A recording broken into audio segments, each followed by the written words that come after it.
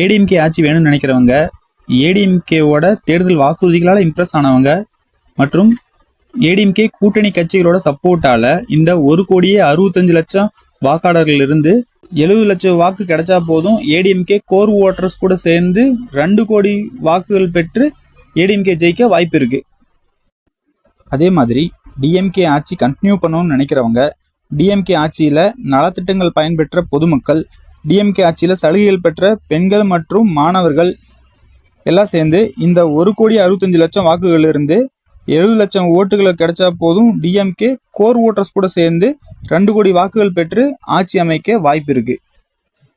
இப்படி இல்லாம 1,65,00,000 வாக்குகள் இருந்து 1 கோடி வாக்குகள் கிடைச்சு டிஎம்கே அண்ட் ஏடிஎம்கே கோர் ஓட்டர்ஸ்லேருந்து 1 கோடி வாக்குகள் என்டிகே கிடைச்சதுன்னா என்டிகே வின் பண்ணும், டிவிகே கிடைச்சதுன்னா டிவிகே வின் பண்ணும். எந்த கட்சிக்கும் மெஜாரிட்டி கிடைக்கலனா கூட்டணி ஆட்சி அமைக்கவும் வாய்ப்பு இருக்கு. எல்லோரும் கண்டிப்பாக ஓட்டு போடுங்க. இது ஒரு ஸ்டாட்டிஸ்டிக்கல் ப்ரெடிக்ஷன் தான், இப்படியும் நடக்கலாம்.